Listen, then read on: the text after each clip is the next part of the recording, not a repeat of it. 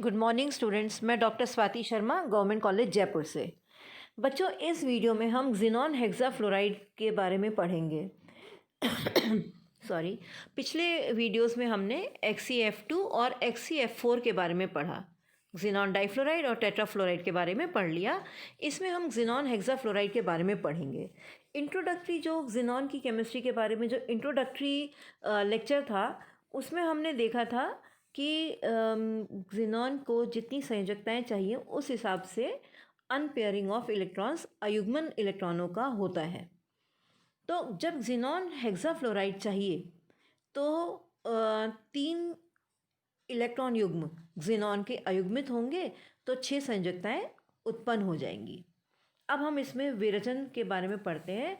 Xenon और fluorine के मिश्रण को 1 और 20 के अनुपात में, यानी 1 ज़ीनॉन और 20 फ्लोरीन ले लिया अगर हमने अनुपात, और हमने उसको 525 से 575 केल्विन पर 50 से 60 एटमॉस्फेरिक प्रेशर पर, वायुमंडलीय दाब पर रखा निकिल की नली में, तो ज़ीनॉन हेक्साफ्लोराइड प्राप्त होगा। ये विरचन की विधि पहले भी हम कॉमन में पढ़ चुके हैं कि XeF2 का रेशियो, अगर XeF2 का 1:5 1:1 होता है, या 1:5 होता है, या 1:20 होता है, और टेम्परेचर प्रेशर की कंडीशंस अकॉर्डिंगली होती हैं, तो XeF2, XeF4 और XeF6 क्रमशः प्राप्त होते हैं। तो XeF6 के लिए ज़ीनॉन 1 और फ्लोरीन का 20 हिस्सा अगर हम निकिल की नली में लें और हम उसको 525 से 575 केल्विन पर 50 से 60 एटमॉस्फेरिक प्रेशर पर कुछ देर रखें तो ज़ीनॉन हेक्साफ्लोराइड प्राप्त होगी। ज़ीनॉन हेक्साफ्लोराइड एक ठोस रंगहीन यौगिक है, यानी ये कलरलेस सॉलिड होता है। द्रव अवस्था में ये पीला हो जाता है। अभी तक हमने F2 और F4 पढ़े, ज़ीनॉन डाइफ्लोराइड और टेट्राफ्लोराइड, वो सबलाइम होते थे, ऊर्ध्वपातित होते थे, द्रव अवस्था में नहीं आते थे। XeF6 है, एटॉमिक वेट बढ़ गया है, अब ये द्रव अवस्था में भी आएगा। जब ये ठोस है तो ये रंगहीन यौगिक है, जब ये द्रव अवस्था में आ रहा है तो इसमें पीला रंग आता है। इसकी वाष्प जो है वो भी पीली होती है। ये एक साधारण ताप पर स्थायी यौगिक है और इसे अनिश्चित काल तक निकिल के बर्तनों में, निकिल पात्रों में रखा जा सकता है, संग्रहित किया जा सकता है अनिश्चित काल के लिए। इसमें इसकी जो प्रॉपर्टीज़ हैं, केमिकल प्रॉपर्टीज़ देखें तो क्वार्ट्ज सिलिका SiO2 से XeF6 बहुत तेज़ी से रिएक्शन करता है, यानी कांच के बर्तनों में हम इसे नहीं रख सकते, निकिल के बर्तनों में इसीलिए रखना पड़ रहा है। XeF6 प्लस SiO2 की अभिक्रिया होगी, 2XeO4 प्लस SiF4 प्राप्त होगा। ये मैंने पहले बता दिया, कांच के पात्रों में नहीं रखा जा सकता क्योंकि कांच का बेसिक मॉलिक्यूल जो है वो SiO2 ही होता है, बेसिक मॉलिक्यूल, और उससे ये XeF6 जो है वो बहुत जल्दी रिएक्शन कर लेता है, जैसे कि ऊपर की इक्वेशन में बताया। ये इलेक्ट्रॉन दाता परमाणुओं के साथ जटिल यौगिक बनाता है। इलेक्ट्रॉन दाता परमाणु यानी लुईस बेसिस। तो लुईस बेसिस के साथ ये कॉम्प्लेक्स कंपाउंड्स बनाता है। पहले के कंपाउंड्स लुईस एसिड्स के साथ बना रहे थे। यह यौगिक बनाने के लिए यह इलेक्ट्रॉन दाता परमाणुओं के साथ क्रिया करता है। कौन सा यौगिक बनाने के लिए? XeF6 प्लस 2SbF5 जैसे कॉम्प्लेक्स कंपाउंड्स बनाने के लिए।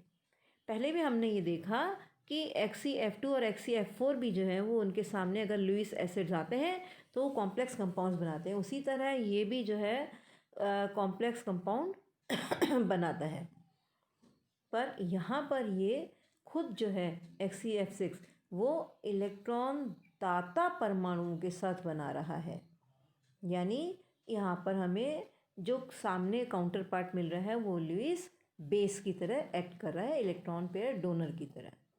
XeF6 ज़ीनॉन के अन्य फ्लोराइडों की अपेक्षा अधिक क्रियाशील है और अधिक प्रबल ऑक्सीडाइजिंग एजेंट और फ्लोरिनेटिंग एजेंट है। यानी ऑक्सीडाइजिंग एजेंट यानी दूसरे का ऑक्सीडेशन क्रोमियम 3 का क्रोमियम 6 में, या इस तरह के काम करेगा ज़्यादा स्ट्रांगली XeF2 और XeF4 के मुकाबले। ऐसी XeF6 प्लस 6 HCl लेंगे तो क्लोराइड जो है वो क्लोरीन में Cl माइनस Cl0 में ऑक्सीडाइज हो जाएगा। Deelectronation is oxidation. तो Xe plus 3Cl2 plus 6HF मिलेगा। XeF6 हाइड्रोजन के साथ हाइड्रोजन फ्लोराइड बना देता है। XeF6 नाइट्रोजन डाइऑक्साइड के साथ NO2F2 बना देता है। XeF6 8 अमोनिया के मॉलिक्यूल्स के साथ नाइट्रोजन और अमोनियम फ्लोराइड बनाता है। रूबीडियम और सीजियम सॉल्ट्स M2XeF7 बहुत ही स्टेबल होते हैं और 675 केल्विन के टेम्परेचर तक 675 केल्विन टेम्परेचर तक अब घटित नहीं होते हैं, यानी वहाँ तक ये स्थायी हैं। रूबीडियम और सीजियम के सॉल्ट्स XeF6 कंपाउंड था, XeF7 माइनस बना और उसका सॉल्ट फॉर्मेशन यदि हम रूबीडियम और सीजियम से कराते हैं तो ये 675 केल्विन तक स्टेबल रहते हैं। पानी और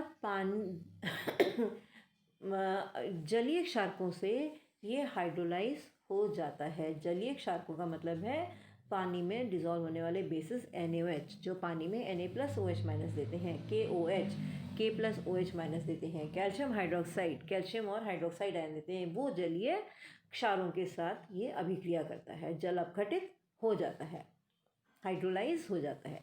तो XeF6 plus 3H2O XeO3 plus 6HF देते हैं और क्षारीय माध्यम में XeF6 जैसे NaOH के साथ ज़ीनॉन अलग Na4XeO6 यानी परक्सीनेट, सोडियम परक्सीनेट देते हैं और सोडियम फ्लोराइड और पानी देते हैं।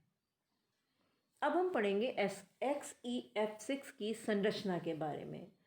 तो यहाँ पे ज़ीनॉन की संयोजकता 6 है, इसीलिए ज़ीनॉन की उत्तेजित अवस्था में 5p के 3 इलेक्ट्रॉन्स यानी तीनों युग्म जो हैं 5p में उपस्थित तीनों इलेक्ट्रॉन युग्म अयुग्मित होंगे और 3 इलेक्ट्रॉन्स 5d कक्षक में जाएंगे। इलेक्ट्रॉनिक कन्फिग्रेशन एक्साइटेड स्टेट में हो जाएगा 5s2 5p3 5d3 और संकरण हो जाएगा 1s 3p 3d कक्षकों का और हमें 7 sp3 d3 संकरित कक्षक मिलेंगे। इनकी ज्योमेट्री होगी sp3d3 संकरण के 7 संकरित कक्षकों में से एक में एकल इलेक्ट्रॉन युग्म होगा और शेष 6 में संकरित कक्षक 6 सहसंयोजक बंध बनाने में प्रयुक्त होंगे। एक एकल इलेक्ट्रॉन युग्म की उपस्थिति के कारण विकृत अष्टफलकीय आकृति बनेगी। शेप जो है, शेप नॉट ज्योमेट्री, शेप जो है वो डिस्टॉर्टेड ऑक्टाहेड्रल नज़र आएगी। पेंटागोनल बाइपिरामिडल बनता है।